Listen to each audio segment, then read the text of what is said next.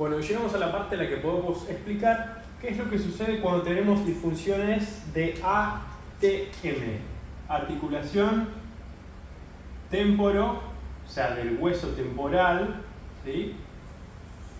Maxilar o temporomandibular. Hace referencia obviamente al maxilar inferior y la articulación que permite la relación entre el cráneo y el maxilar inferior, que en realidad el maxilar inferior también es parte del cráneo, que es esta articulación, ¿sí? Esta es la articulación temporomaxilar.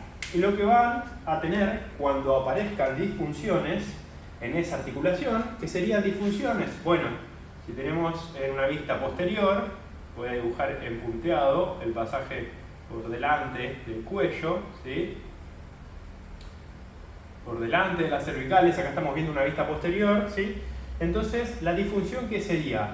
Que por alteraciones en la mecánica de la masticación, por alteraciones en la mecánica del sistema digestivo, por alteraciones en la posición del cuello, del tórax, o de cómo se mueve el tórax o la columna dorsal, nosotros vamos a tener, o por disfunciones que se han producido como consecuencia de gestos de entrenamiento repetitivos o gestos de la vida laboral o de algún trabajo, ¿sí? O de alguna acción muy repetitiva, se han producido gestos donde la acción mecánica de morder refuerza el patrón que nosotros utilizamos para funcionar o para realizar la actividad. Cualquiera de estos ejemplos que les acabo de mencionar. Entonces, ¿qué sucede?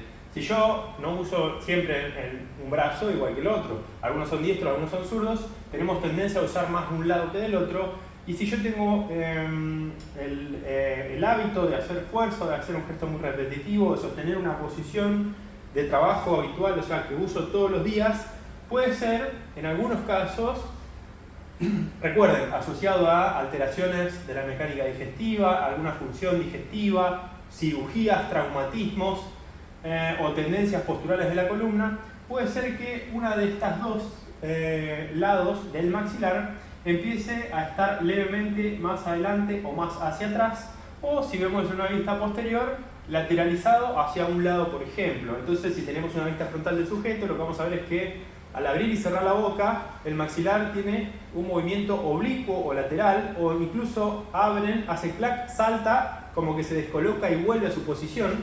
Y esto sucede porque el meñisco, que está dentro de la articulación, esto que está viendo en rojo es como un meñisco como el de la rodilla, ¿sí?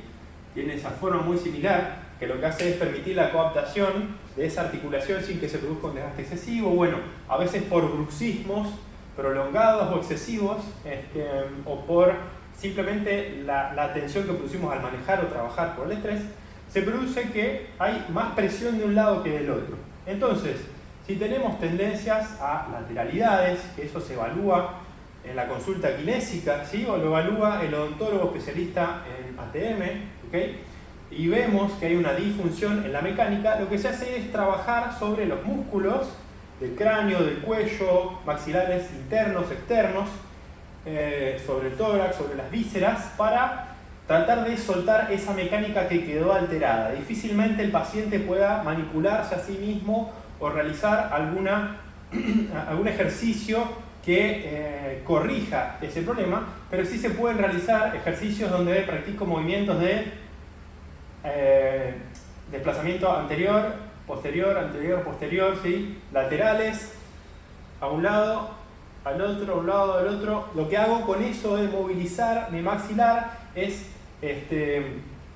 llevar el maxilar hacia adelante, hacia atrás, hacia los lados, de un lado, del otro, de un lado adelante, del otro lado adelante, y lo que hago es aprender a percibir y a reeducar mis movimientos maxilares. Eso a veces va a ser suficiente como para soltar la presión que se puede producir arriba del cráneo, la parte posterior del cráneo o arriba del cráneo, que les va a traer síntomas y otras alteraciones posiblemente. Pero si no, el tratamiento de esta disfunción temporomaxilar específicamente la realiza un kinesiólogo de forma manual, en conjunto, como ya les digo, con el tratamiento visceral del tórax y de la columna, además de los detalles musculares que simplemente los músculos van a ser actores de las funciones que le propone la postura del cuerpo en general, pero del cráneo en relación con, como ya dijimos, el tórax, la pelvis y esa alineación que dijimos que se tenía que respetar.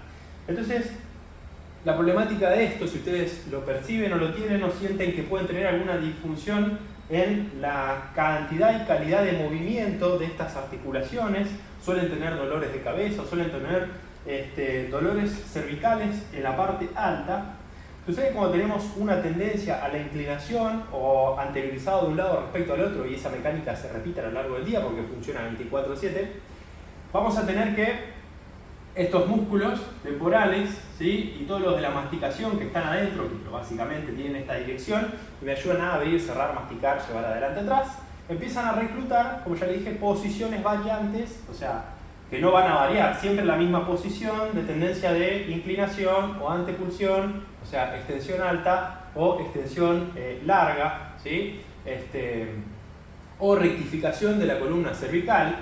Pueden variar muchísimo los movimientos. Entonces, por ejemplo, si yo tengo una lateralidad, puedo empezar a sentir mayor reclutamiento de toda la musculatura posterior, si este es del lado derecho, también de mi lado derecho la zona posterior. Entonces voy a empezar con reclutamientos guiados por esta tendencia de mala función a que los músculos de la zona cervical que me conectan, me sostienen, me dan posición a la columna cervical obviamente, a otros músculos del cuello más periféricos, a mis músculos accesorios de la respiración, como son los escalenos, que también son, recuerden, elevadores de los hombros, ¿sí? Son accesorios de la ventilación, o sea, del patrón ventilatorio que me permite meter aire, pero también son accesorios de la elevación del hombro. Puede empezar a reclutarse en exceso.